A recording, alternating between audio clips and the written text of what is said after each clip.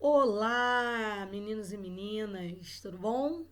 Eu sou a professora Alessandra, leciono no Colégio Força Máxima. Estou aqui mais uma vez com vocês, hoje com o capítulo 10 de vocês. Hoje nós vamos falar de dissertação, linguagem, a linguagem dentro da dissertação argumentativa. Ok, galera? Espero que você esteja bem e sua família também. Hoje nós começamos com uma frase bastante ilustre, né? Bastante legal para a gente refletir. Hoje nós vamos refletir um status aí legal. Eu sempre faço isso nas minhas aulas. E diz assim, ó: as melhores coisas da vida são gratuitas. Abraços, sorrisos, amigos, beijos, família, dormir, amor, risos e boas lembranças. Na verdade, a gente corre atrás de tanta coisa que muito cara, né? E que às vezes a gente não tem nem como comprar, como adquirir.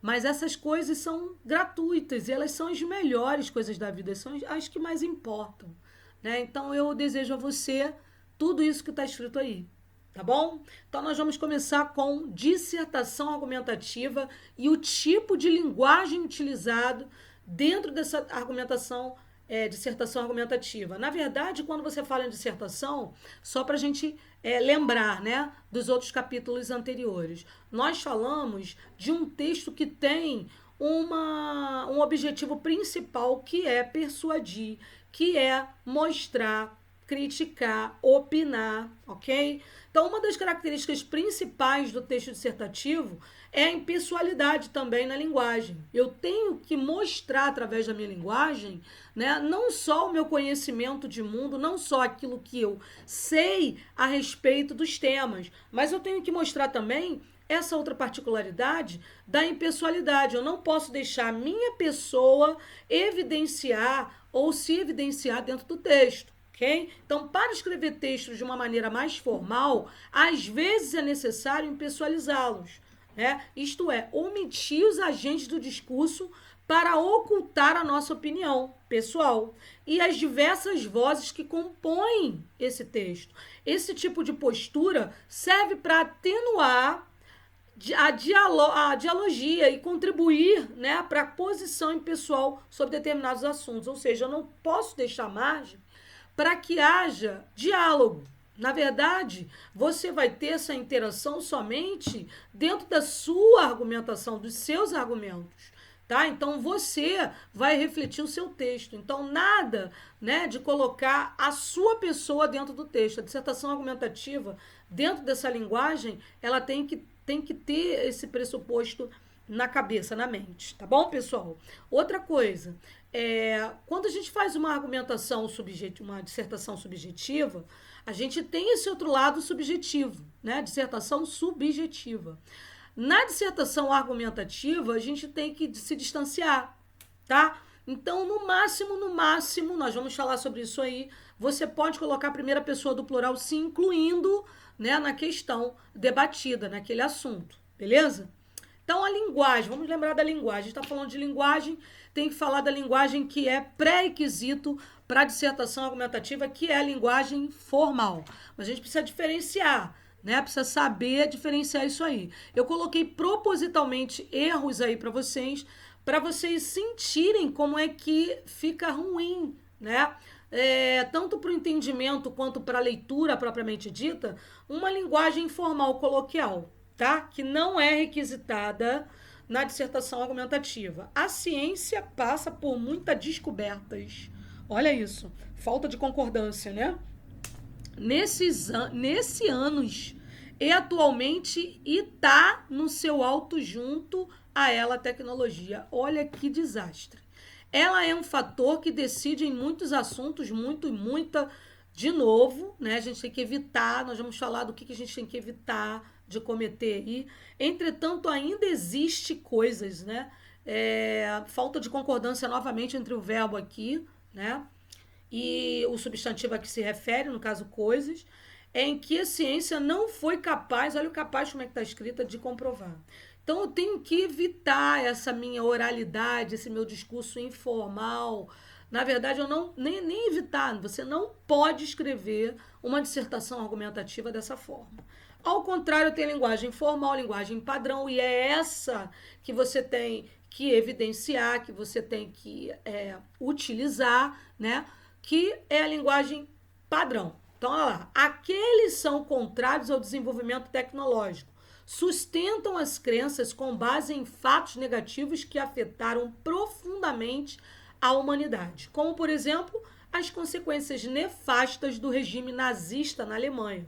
Não se pode desprezar a possibilidade de um revés no uso da ciência e na tecnologia, visto que, em última instância, tem o poder de causar o extermínio da própria humanidade, assim como ocorreu em menor proporção com a bomba atômica de Hiroshima. Todavia, prender-se a isso seria ter uma visão pessimista do Congresso, tal qual teve o personagem do episódio, o velho do Restelo, do livro Os Lusíadas de Camões.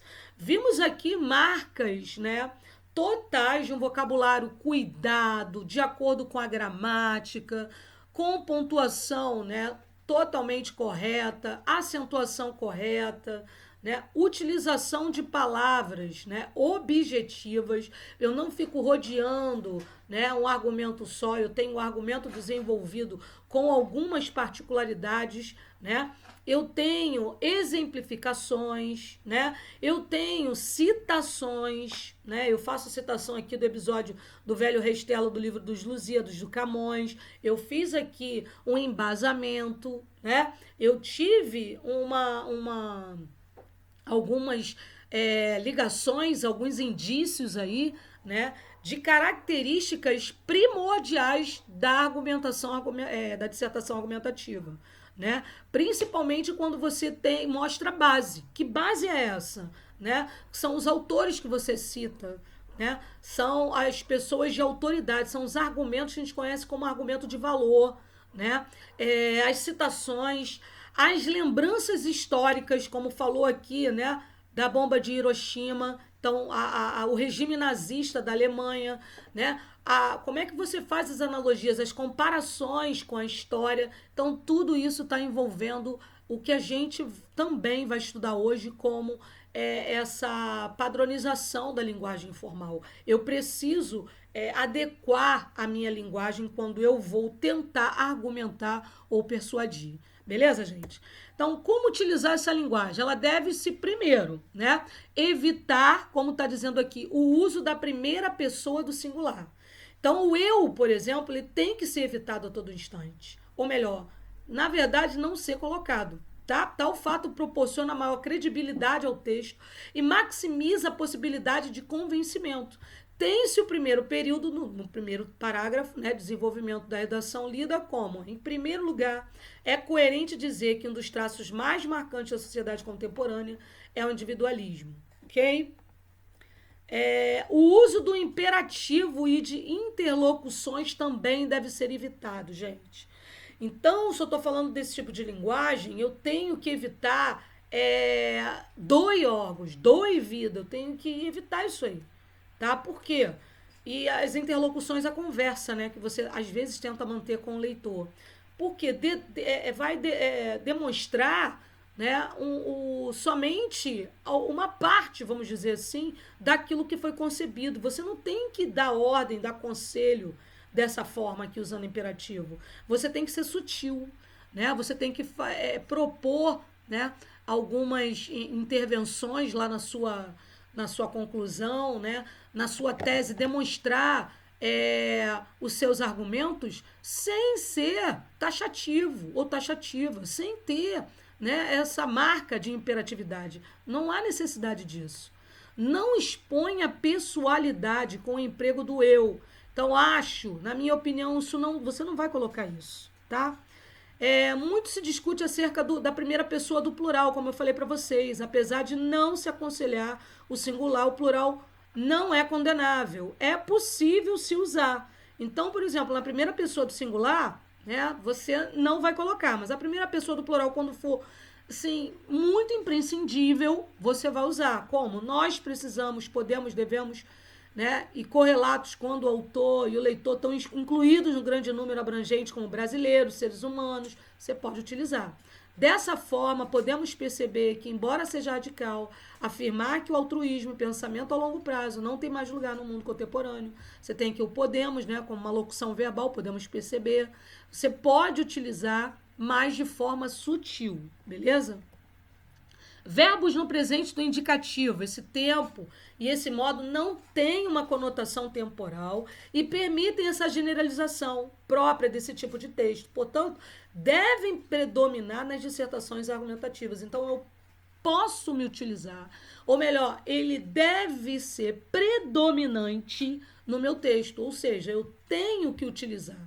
Ok? Então, o altruísmo e o pensamento a longo prazo perdem cada vez mais espaço no mundo contemporâneo. Né? Então, utilizei o perdem no presente do indicativo. Tal fato abrange não só os relacionamentos pessoais mais próximos, como também nosso comportamento diante das maiores calamidades mundiais. O que faz, olha o tempo presente aí de novo, com que olhemos através da tela da televisão desgraças em todo o planeta e continuemos a viver nossas vidas. Ok? Vamos lá.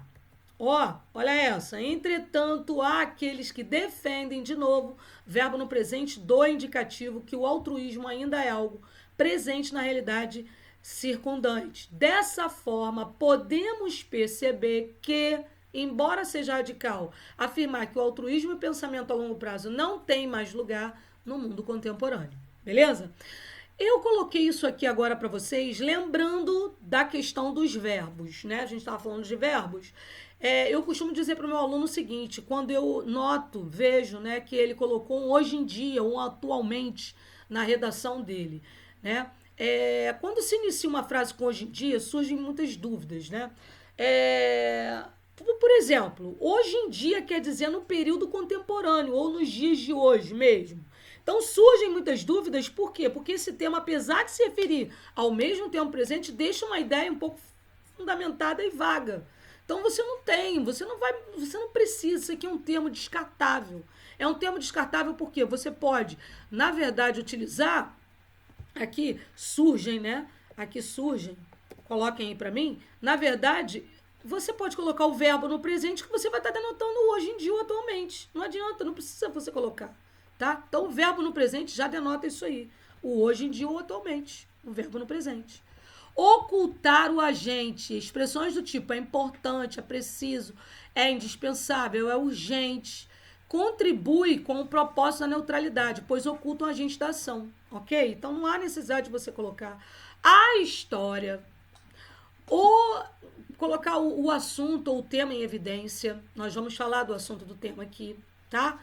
Depois. Opte por um agente inanimado. Ou, ao optar por um agente inanimado, a responsabilidade em relação à ação estará diluída, já que não será possível identificar com precisão seu agente. Exemplo, a diretoria da empresa indicou um novo coordenador. Os parlamentares votaram um projeto de lei. O governo não entregou a obra. Ok? Então, na verdade, a diretoria, os parlamentares e o governo são inanimados, são agentes inanimados. Então, você ao optar, você já diz, né, que a responsabilidade em relação a essa ação, né, vai ficar para ele. Beleza? O uso gramatical do sujeito indeterminado. Como assim? Ao adotar essa técnica, você não permitirá que o leitor identifique com precisão o agente da ação, que a gente quer esconder. Por quê? Porque nós temos que ser objetivos, beleza? Então, ela é muito útil, principalmente quando no texto surgir alguma informação da qual você desconhece a exata procedência, ou seja, não sabe a procedência. Né? A gente está assim, o que eu vou escrever aqui agora? Mas eu não sei diretamente a que órgão está relacionado ou a que pessoa está relacionada. Então, eu coloco verbos no sentido geral, né, com sujeito indeterminado. Aprende-se na escola, acreditava-se que no Brasil, fala-se, reflete-se, pensa-se, ok? Beleza? O uso da voz passiva. Empregar a voz passiva é uma outra maneira que contribui muito para a impessoalização do discurso. Isso acontece porque, ao utilizarmos a voz ativa, apresentamos um agente explícito, que é aquele que agiu, né? Então, quando a voz está passiva, o que acontece? Há o agente da passiva, ele fica escondido, né? Porque você troca. Se eu tenho, por exemplo, só para você lembrar o que é voz passiva, né? Eu tenho, é, eu escrevo cartas. Cartas são escritas por mim, né? Na voz passiva eu transformei cartas são escritas por mim. Eu tenho essa suavização, tá? Eu tenho essa impessoalização já colocada aí. Eu estou contribuindo para isso. Exemplo, as novas descobertas sobre a cura da AIDS foram realizadas em centros de estudos e laboratórios cubanos, ou seja, né, os laboratórios, né, aqui eu não coloquei o agente, né, para você, mas eu tenho aqui que elas foram realizadas dentro desses centros. Eu ocultei, então é uma maneira que eu tenho de mostrar que eu estou impessoal, que eu não estou colocando a minha pessoa ali, nem nenhuma outra pessoa. Está sendo comprovada a importância da escrita à mão no processo do aprendizado, ok? Evite usar palavras como coisa e algo, ou tipo assim, que vocês utilizam muito, por terem um sentido vago. Prefira elemento, um fator, um tópico, um índice, um item, né? Tem uma coisa, não. Tem um fator, há um elemento, né? Ok? Repetir muitas vezes as mesmas palavras empobrece o texto. Então, lance mão de sinônimos e expressões que representem a ideia em questão. Já os que defendem o uso da ciência e tecnologia, em uma visão mais otimista, encaram-no como meio de superação. Olha lá, encaram-no, né? Então, já coloquei esse no aí para se referir a uma palavra que já foi colocada antes. Para não repetir essa palavra, eu coloquei um elemento que vá ocultá-lo, né? Que vai, no caso aí do pronome, substituir o nome que já foi colocado antes, beleza? Esse olhar encontra respaldo no fato de que todos os avanços tecnológicos promovidos pela ciência em qualquer área sempre contribuíram para que o ser humano transpusesse suas barreiras pessoais ou do meio em que vive, beleza? Use pontuação adequada, gente. Pontuação faz toda a diferença. Com uma vírgula, eu posso mudar toda uma história, né? Ou a falta dessa vírgula pode também transformar tudo, não só da vírgula, como ponto final, os dois pontos, o ponto de interrogação, né? Que a gente às vezes interpela com uma pergunta dentro da dissertação argumentativa que deve ser respondida ao longo do texto, tá? Isso é muito importante, né? Dentro da linguagem, evitar, dentro do título, colocar perguntas, né? Esse tipo de linguagem deve ser evitado, ou até mesmo verbos no título deve ser evitado, tá? Então a pontuação é muito importante, muito. Por quê? Porque vai dar, vamos dizer assim, com maestria, né? Vai simbolizar, vamos dizer, as notas dessa linda música que você vai compor, que é a sua redação, beleza? Prefira usar palavras da língua portuguesa a estrangeirismos, ou seja, somente se fossem muito, muito, muito importantes e que não dá para deixar de fora, tá? Se você está falando, por exemplo, de um assunto que tem um tema, né? E nesse assunto você aborde a questão da tecnologia e precise utilizar alguma palavra referente a essa área, você pode fazê-lo, tá?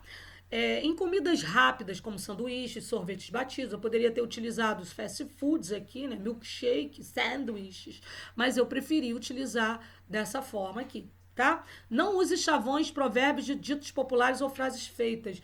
Isso não pode ser colocado, tá? Então, chavões do tipo aquelas frasezinhas que já são, né, de conhecimento, né? Melhor ter um seguro real ao invés de 3 virtuais. Ou, ao invés de você dizer isso aqui, você vai dizer melhor ter um pássaro na mão do que 2 voando, tentando fazer uma analogia ao que você quer dizer aqui, tá? Então, tente não colocar esses provérbios ou ditos populares ou até similares, beleza? Só cite exemplos do domínio público, sem narrar seu desenrolar. Faça somente uma breve menção. Então, quando você dá um exemplo e começa a narrar, falar e se embrandar por essa narração, seu texto já não é mais dissertativo, já é narrativo. Beleza? Eu não estou dizendo que não tem que ter, tá? Você faz uma menção, beleza? A emoção não deve perpassar nem mesmo um adjetivo empregado no texto. Atenção à imparcialidade. Você tem que ser imparcial. Então, não tem que colocar adjetivos, né, que você caracteriza demasiadamente, ok? A emoção ela não deve ser passada, tá? Mas você qualificar, eu digo assim, usar um adjetivo sem ser, né, subjetivo, pode ser. Evite o uso de etc. Jamais abrevie palavras. Não analisar assuntos polêmicos sob apenas um dos lados da questão. Então você tem que analisar os dois lados. Essa linguagem ela tem que ficar bastante clara, tá? Para o leitor.